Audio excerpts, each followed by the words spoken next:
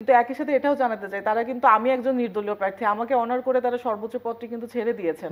তো এই যে নারীর প্রতি তাদের যে অবস্থান সম্মান এবং আমি বলবো যে পরমত সহিষ্ণুতার যে একটা ব্যাপার এবং একটা বহুত্ববাদী প্যানেল আমরা দেওয়ার চেষ্টা করেছি। আমাদের ৩ জন আদিবাসী শিক্ষার্থী আছেন।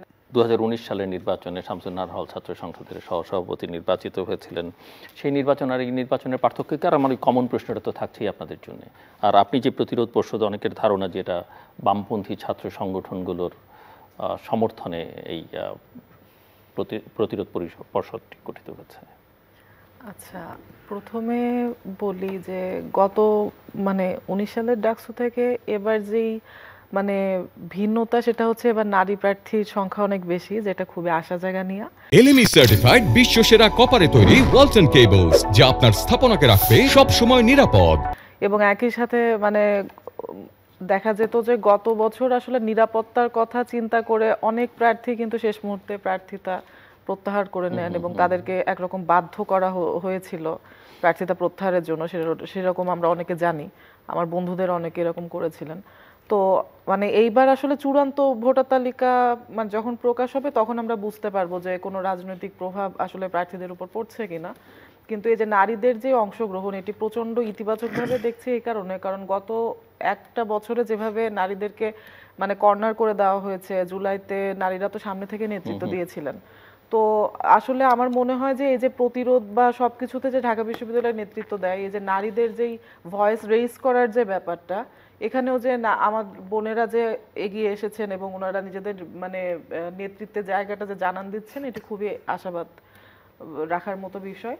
আরেকটা ব্যাপার হচ্ছে, প্রথমে যে প্রশ্নটি করেছিলেন সেটি যদি বলি যে আসলে ট্র্যাডিশনাল যে ছাত্র সংগঠনগুলো রাজনৈতিক, আমার মনে হয় যে তারা তাদের যেই আবেদন সেটি আসলে দিন দিন করে হারিয়ে ফেলেছেন এবং তারা আসলে একটা ক্রমাগত একটা আপোষকামিতার মধ্যে দিয়ে গিয়েছেন বলেই আসলে এই এখন স্বতন্ত্র শিক্ষার্থীদের প্রতি হচ্ছে ঝুঁকছেন। আমি যদি আরেকটু বলি, সেটা হচ্ছে বাংলাদেশ ছাত্রলীগের কিন্তু স্বাধীনতা আন্দোলন কিংবা তার আগে 69-এর গণঅভ্যুত্থান, এই জায়গাগুলোতে কিন্তু তাদের খুবই বড় একটা ভূমিকা ছিল।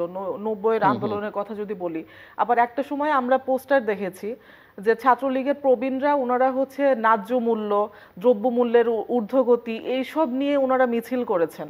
অথচ আমরা চোখের সামনে দেখা যে ছাত্রলীগ, আমি যে ছাত্রলীগ দেখেছি, তারা নিপীড়ক, তারা আপোষকামী, তারা হচ্ছে বিভিন্ন প্রধানমন্ত্রীর স্তুতি সহ বিভিন্ন মন্ত্রীদের স্তুতি এবং ঢাকা বিশ্ববিদ্যালয় একটা স্বর্গ, এর বাইরে তাদের মুখে আর কোনো, এবং তাদের ফুল টাইম জব ছিল হচ্ছে বিভিন্নভাবে সাধারণ যারা প্রতিবাদ করে তাদেরকে থামিয়ে দেওয়া। তো আসলে সেই জায়গা থেকে তাদের যে আবেদন, সেটি তো সব সংগঠনেরই, আমি জাস্ট উদাহরণ হিসেবে বললাম। হ্যাঁ, এটা একটা ব্যাপার।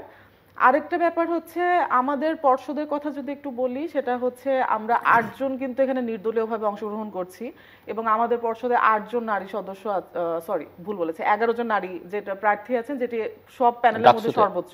জি, কতজন এখন ডাকসুর? আমি সহ 11 জন। না, টোটাল পোস্ট কয়টা ডাকসুতে? 28টা। 28টার মধ্যে 11 জন নারী প্রার্থী এবং বাম ঘরানার শিক্ষার্থীদের একটা অংশগ্রহণ আমাদের মধ্যে আছে। কিন্তু একই সাথে এটাও জানাতে চাই তারা কিন্তু আমি একজন নির্দলীয় প্রার্থী আমাকে অনার করে তারা সর্বোচ্চ পদটি কিন্তু ছেড়ে দিয়েছেন। তো এই যে নারীর প্রতি তাদের যে অবস্থান সম্মান এবং আমি বলবো যে পরমত সহিষ্ণুতার যে একটা ব্যাপার এবং একটা বহুত্ববাদী প্যানেল আমরা দেওয়ার চেষ্টা করেছি। আমাদের 3 জন আদিবাসী শিক্ষার্থী আছেন, একজন ফিজিক্যালি ডিসেবল শিক্ষার্থী আছেন। আমরা সেটা পরে শুনবো আপনার কাছে।